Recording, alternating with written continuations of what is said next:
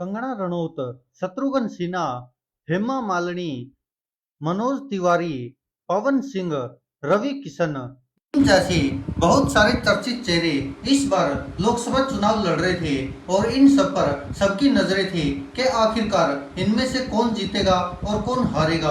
अब जिस तरह से लगातार काउंटिंग चली हुई है और भारतीय जनता पार्टी की तरफ से भी कुछ चर्चित चेहरे चुनाव लड़ रहे हैं, तो वहीं कुछ निर्दलीय है तो कुछ अन्य पार्टियों से भी चुनाव लड़ रहे हैं। अब सबके मन में सवाल था कि आखिरकार इनमें से कौन जीतेगा, कौन आगे चल रहा है, कौन पीछे चल रहा है। आइए इन सबकी हिस्ट्री निकालते हैं कि आखिरकार जो चर्चित चेहरे थे, जो इस लोकसभा चुनाव में सबसे ज्यादा विवादित रहे, जिनके बयानों की चर्चा होती रही, जिनको ट्रोल भी किया गया, तो उन सब में कौन आगे है और कौन पीछे है। सबसे पहले बात करते हैं हिमाचल प्रदेश की मंडी से लोकसभा सीट से भारतीय जनता पार्टी की प्रत्याशी कंगना रनौत। हालांकि बॉलीवुड में इनकी फिल्में जरूर फ्लॉप होती रही है, लेकिन अब राजनीति में कदम रखते ही कंगना रनौत ने तहलका मचा दिया है और वह जीत की ओर अग्रसर है और लगता नहीं कि कहीं से भी कांग्रेस के उम्मीदवार उनको हरा पाएंगे। जी हाँ दोस्तों, वह कांग्रेस के प्रत्याशी विक्रमादित्य सिंह से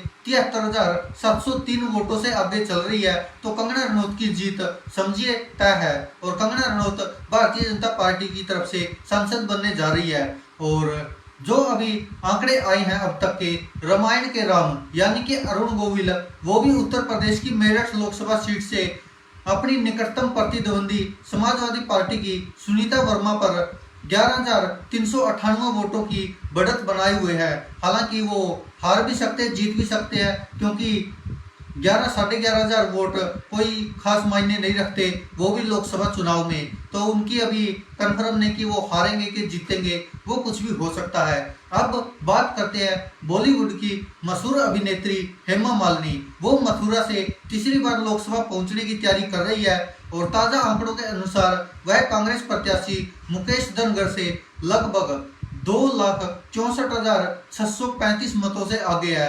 तो हेमा मालिनी का भी हारने का कोई चांस नहीं है। जैसे कि जब भारतीय जनता पार्टी के कार्यकर्ताओं से कोई पत्रकार पूछ रहा था कि हेमा मालिनी लोगों के बीच में तो आती नहीं है, फिर उनको आप वोट क्यों देंगे, तो भाजपा के कार्यकर्ताओं ने एक अच्छा जवाब दिया था कि अगर अभिनेत्री ही लोगों के बीच में आ गई तो फिर वो अभिनेत्री कहाँ रह गई, वो तो फिर हमारी तरह आम इंसान हो जाएगी। और एक बार फिर से मथुरा की जनता अभिनेत्री हेमा मालिनी को भरपूर वोट दे रही है और वह 2.5 लाख वोटों से लगभग जीतती नजर आ रही है। वहीं केरल के त्रिशूर से भारतीय जनता पार्टी के उम्मीदवार और अभिनेता सुरेश गोपी अपने निकटतम प्रतिद्वंदी से 74,686 मतों से आगे है। अभिनेता और पश्चिम बंगाल की आसनसोल सीट से तृणमूल कांग्रेस उम्मीदवार शत्रुघ्न सिन्हा भारतीय जनता पार्टी के सुरेंद्रजीत सिंह आहूवालिया से 59,453 वोटों से आगे चल रहे हैं और शत्रुघ्न सिन्हा भी एक बार फिर से सांसद बनने की ओर अग्रसर है। इनके अलावा भारतीय जनता पार्टी के उम्मीदवार मनोज तिवारी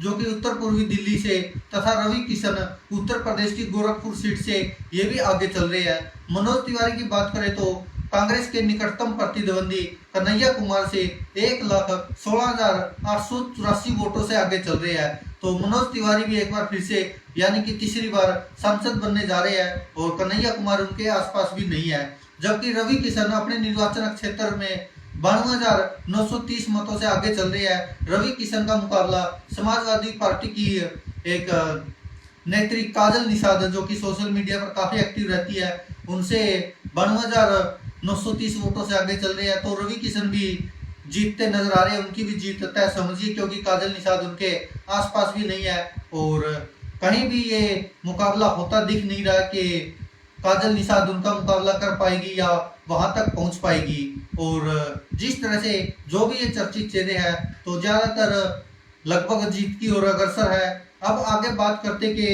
कुछ और भी है जो निरहुआ है और पवन सिंह, मनोज तिवारी, ये सब भोजपुरी जो एक्टर है ये भी लोकसभा चुनाव लड़ रहे हैं। और पवन सिंह भी एक बार फिर से जो निर्दलीय उम्मीदवार लड़े हैं, उन्होंने एनडीए का तो खेल बिगाड़ दिया, लेकिन वो हारते नजर आ रहे हैं। और पवन सिंह काराकाट से लगभग 72-73 हजार वोटों से पीछे चल रहे हैं और तो आप समझ सकते हैं कि उनकी हार तो तय है। और निरहुआ की बात करें तो वो 1,22,634 वोटों से पिछड़ते नजर आ रहे हैं और आजमगढ़ से वो चुनाव लड़ रहे हैं। तो निरहुआ भी अब की बार पवन सिंह की तरह ही हारते नजर आ रहे हैं और कहीं पर भी आसपास नहीं है कि वो जीतते नजर आए। और ये कुछ चर्चित चेहरे थे जिन पर के शायद नजर डालना जरूरी था और लोगों को उम्मीद होती है कि जो भी इन एक्टर्स के फैन होते हैं कि हमारे पसंदीदा एक्टर जीत रहे के हार रहे हैं। तो ये आपने हाल सुन लिया कि निरहुआ पवन सिंह